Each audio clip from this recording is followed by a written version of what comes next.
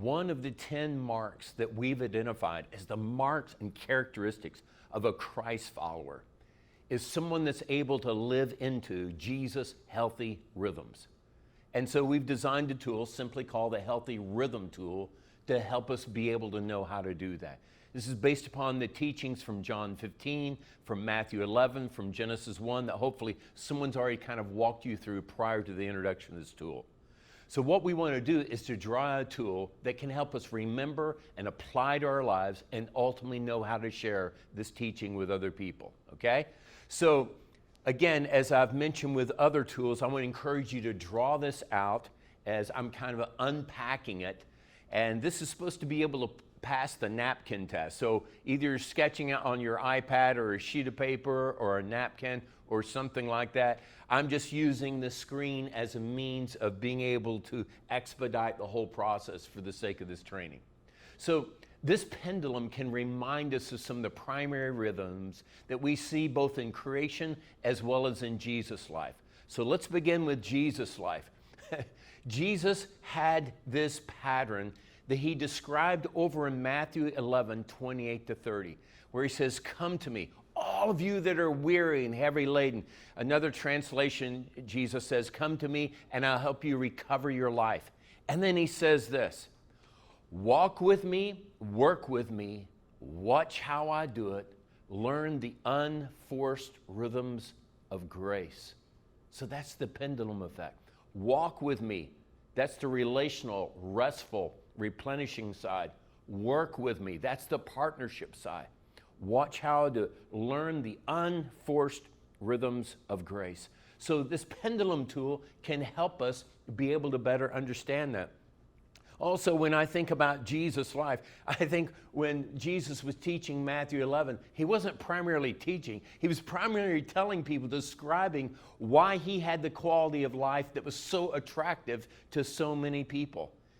It was all in how he had learned how to live into healthy rhythms. So, for example, he would have a time of rest each day. Then he would have a time where he needed to engage in work. There were so many examples in the gospel where multiple times Jesus would say, "That's enough for one day."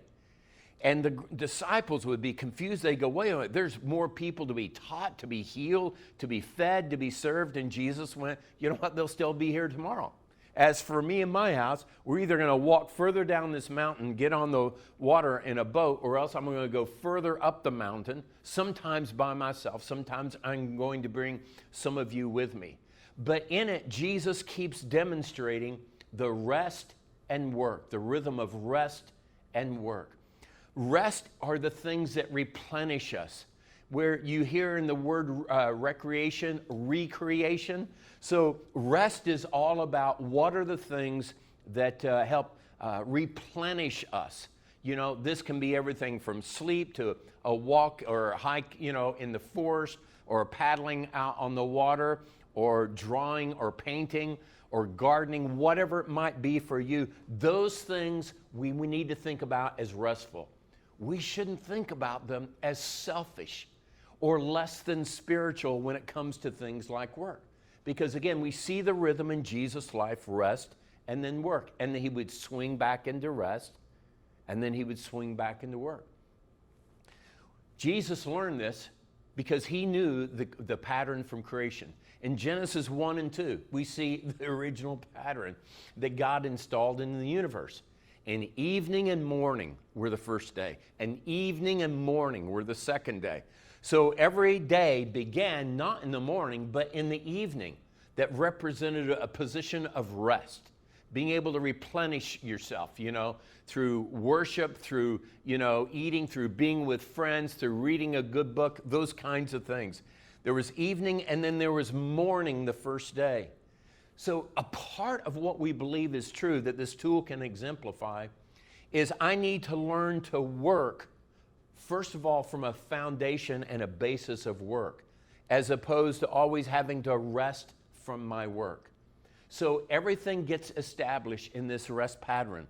So evening and morning, night and day represents this rest and this work pattern. For example, 6:30 every evening, I leave screen land, I leave my phone, and what I do is I enter into rest. I'm not trying to be productive. I'm not trying to accomplish anything else. I know my soul and my body and my emotions need time to heal and be replenished. And then, so I will rest from about 6:30 at night into the next morning. Now, as soon as I wake up in the morning, I don't begin work. Again, this isn't for everyone. This is just an example of my own life. In the morning, I'll get up very early in the morning, but 8 o'clock a.m., that's when my work day begins. But those hour and a half or two prior to 8 a.m., you know what I'm doing? I'm moving into further rest. I do some things that are replenishing for my physical body. I spend some time in the Word and prayer and silence and reflection. So those are examples of each day of our lives. Think about beginning in rest, moving into work, evening and morning being the pattern for our lives. This is not only true daily, but we know God places this in the whole pattern of Scripture and the universe on a weekly basis. So there's a daily rhythm to this, and there's a weekly rhythm to this. This is why God created the Sabbath. He does the most bizarre thing.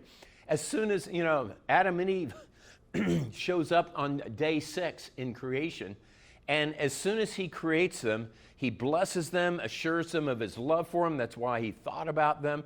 Says, look, I've surrounded you with all this wonderful stuff to help meet all your needs. All the resources you need are right around here. And then God turns around and says, now here's your job description.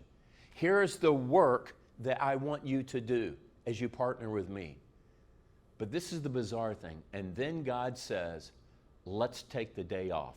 So Adam and Eve's first full day here on earth didn't begin in work, it began in rest. You go, wait a minute, they hadn't even done anything. They hadn't even exerted any energy. Yet God was demonstrating for them, and hopefully for all time, for us to be able to observe that this is the very pattern of creation itself. So do you have those kinds of daily and weekly rhythms where Jesus says, walk with me, work with me, watch how I do it, learn the unforced rhythms of grace? So let me give you several other examples of this. When I think about rest, I think about a time where I'm being poured into. When I'm working, that's when I'm being poured out. Sometimes I need to be idle and do nothing. Other times I need to be productive. Sometimes I need to, in the language of Jesus in John 15, I need to abide. I need to abide in the vine, draw my nourishment. I'm out of gas, I'm out of juice, and I'm reaching into the eternal source of my life and drawing from that. But then after I've been abiding, then there's a time to be fruitful. Then sometimes I need to just pay attention to the being side of me, and other times more the doing side. There's also a time to retreat. There's a time to advance. There's a time to play, and there's a time to have purpose. So all of these are great examples of being able to think through the rhythms of our lives. Now here's a key thing how we can use this tool. One of the many ways we can use this tool is, first of all, go, where do I tend to have the pendulum stuck? The needle of the pendulum is on the left-hand side or the right-hand side. For a lot of us, we work a whole lot. And so the needle tends to get pinned on that side, as opposed to, okay, that means that I need to be more intentional around establishing the right kinds of rhythms of rest in my life. So for some of us, we need rest redeemed for us. Others of us, we have no problem resting. What we need is work redeemed, where we need to learn how to work harder and smarter in the right, appropriate ways. Either one of these concepts, if we spend too much time in them, then that moves into an unhealthy lifestyle. If I just predominantly rest and I don't work, that's not healthy. If I predominantly work and I don't rest, that's not healthy either. So learn to use this tool and draw it out and think through, so what is it that God might be saying to me based upon the teaching of Scripture here and based upon this tool itself? And how can you best share it with other people?